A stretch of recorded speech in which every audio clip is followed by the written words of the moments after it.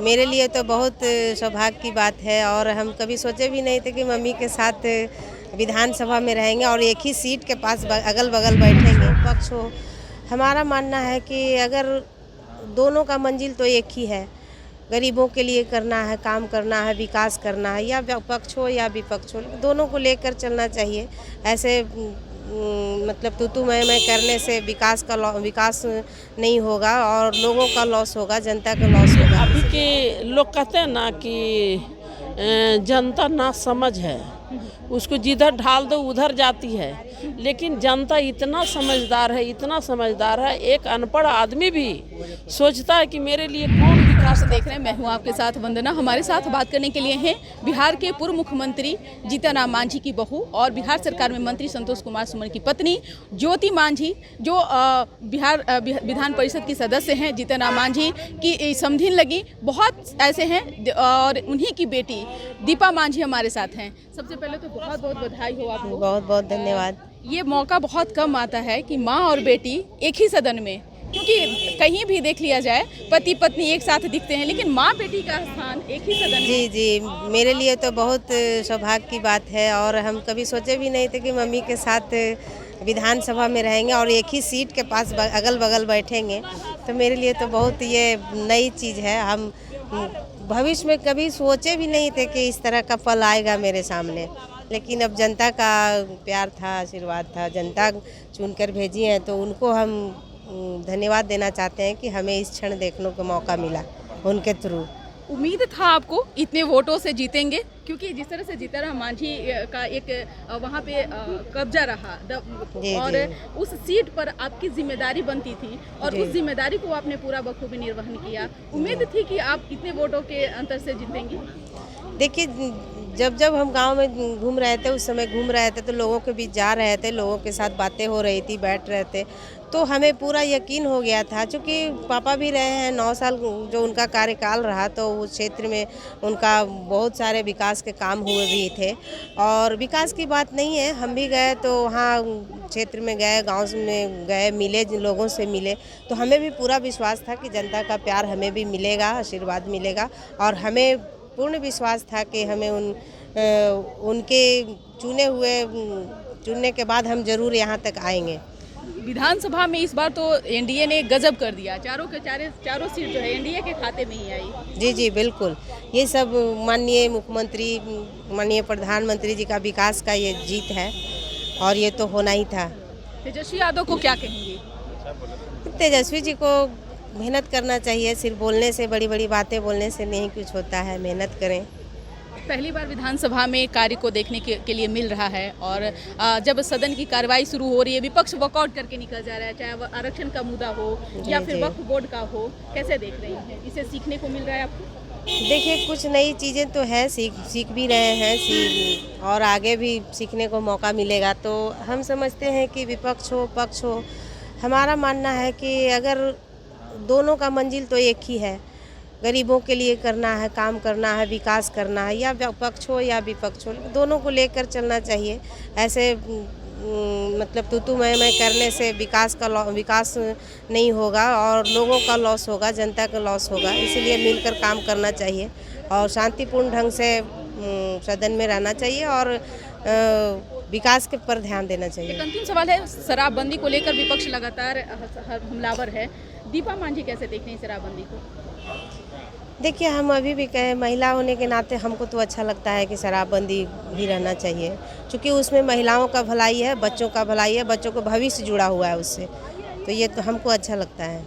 बहुत बहुत शुक्रिया बात करने के लिए। ज्योति मांझी जी हमारे साथ हैं। बात तो बहुत बाकी है, क्योंकि एक साथ बेटी और माँ, ये बहुत कम देखने को मिलता है कि सदन में एक साथ बैठी हैं। कितना अच्छा लग रहा है? बहुत अच्छा लग रहा है, बहुत अच्छा लग रहा है। और आप कभी सोची थी? हम इसका परवरिश ही बचपन से ही हम अपने सारे बच्चों को ऐसा बनाए थे कि आगे चल कर के समाज का सेवा करना है। जिस प्रकार हम दोनों माता पिता तुम्हारे सेवा के रूप में ही जाने जाते हैं और समाज का ज़रूरत है हम ऐसे लोगों का, तो इसका परवरिश भी ऐसे किए थे। इनके पापा थे, इनके पापा का नाम है श्री बालेश्वर प्रसाद। वो पेड़ चढ़ना इसको सिखाते थे, तो कहती थी ना पापा गिर जीबो, तो कहते ना हम लोग ले बेटा लेकिन चढ़ो। तैरना सिखाते थे तो तैरने के लिए भी सिखाते थे। फिर मोटरसाइकिल चलाना सिखाए, साइकिल सिखाना सिखाए। बोलते थे कि बेटा बेटी में कोई अंतर नहीं। आज सदन में आज सदन में आए तो हम महान जनता को, इमाम के महान जनता को मैं धन्यवाद देती हूँ कि जिन्होंने मेरी बेटी का चयन किया है और चयन के साथ साथ उनका जो परखने का, इतने कैंडिडेट में जो उनका परखने का जो परखा है कि यही कैंडिडेट है जो हमारी सेवा कर सकती है। और ये भी मुद्दा रहा कि अभी केंद्र सरकार, राज्य सरकार के जो विकास जो हो रही है, एक गंगा की तरफ बह रही है, और ये विकास को उन्होंने चुना और वो देखा कि कहाँ कौन कैंडिडेट है जो मेरे क्षेत्र का विकास कर सकती है। तो दीपा में दिखा कि ये दीपा में देखा कि वो कैपेसिटी है जो हमारे समाज को लाभ दे सकती है, इसीलिए समाज ने चुना और विकास इसका मुद्दा जबरदस्त रहा। तेजस्वी यादव चारों के चारों सीट जो है वो हार गए बिहार में। देखिए, अभी के लोग कहते हैं ना कि जनता ना समझ है, उसको जिधर ढाल दो उधर जाती है, लेकिन जनता इतना समझदार है, इतना समझदार है, एक अनपढ़ आदमी भी सोचता है कि मेरे लिए कौन विकास कर सकता है। और जो विकास हो रहा है, अभी किसानों को खाते में पैसा डालना, महिलाओं के प्रति, अभी देखिए गरीब महिलाओं के लिए माननीय मुख्यमंत्री जी ने जो दशरथ मांझी क्या उद्यमी योजना बनाए हैं, उसके तहत बहुत सारे महादलित हैं, गरीब परिवार के लोग हैं जो रोजगार कर रहे हैं। इससे भी लोग काफ़ी प्रभावित हुए। और एक ही क्षेत्र को ना लिया जाए, सर्वांगीण विकास, बिहार का जो भी विकास हुआ है ये माननीय नीतीश कुमार जी के, माननीय नरेंद्र मोदी जी के नेतृत्व में विकास हुआ है। इसलिए सारे लोग जानते हैं।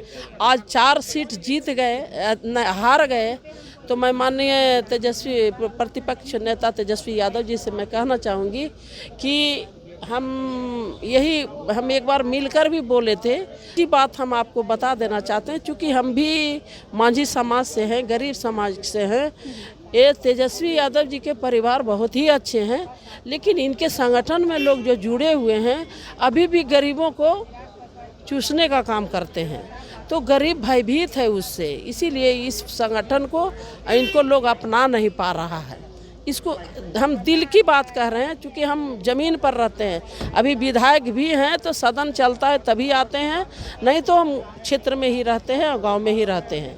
तो अधिकांश हम लोग के पास मामले भी आते हैं, तो फलाने ने हमारा ज़मीन छीन लिया, फलाना ने हमको मार दिया, ज़बरदस्ती पैसा दे करके ईंट भट्ठा पर ले गया, इस तरह के मामले बहुत सारे आते हैं। तो हम एक बार मिलकर भी उनको बोले थे कि आप लोग परिवार इतने अच्छे हैं, आपकी मम्मी भी मुझे से गले मिलकर मिली थी, तो मैं उनको बोली थी कि आपका आवाज़ लोगों तक बहुत अच्छा जाएगा। अब सब लोग चाहेंगे, आपकी बात को मानेंगे, लेकिन इस चीज़ को ज़रूर बोलिए कि छोटा बड़ा कोई नहीं होता है, सभी का समान, सभी के शरीर में जान है, सभी का खून एक है, समानता रूप में जिए और जीने दें। यही होना चाहिए, समानता होनी चाहिए और दया की भावना होनी चाहिए। आज हम थोड़ा ऊंचा हो गए तो हम ऊंचा हो गए, नहीं, ये बात नहीं होना चाहिए। चलिए, बहुत बहुत धन्यवाद। तो आपने सुना कि क्या कुछ कहना था ज्योति मांझी का। आप अपना ओपिनियन जरूर कमेंट बॉक्स में दीजिएगा। धन्यवाद।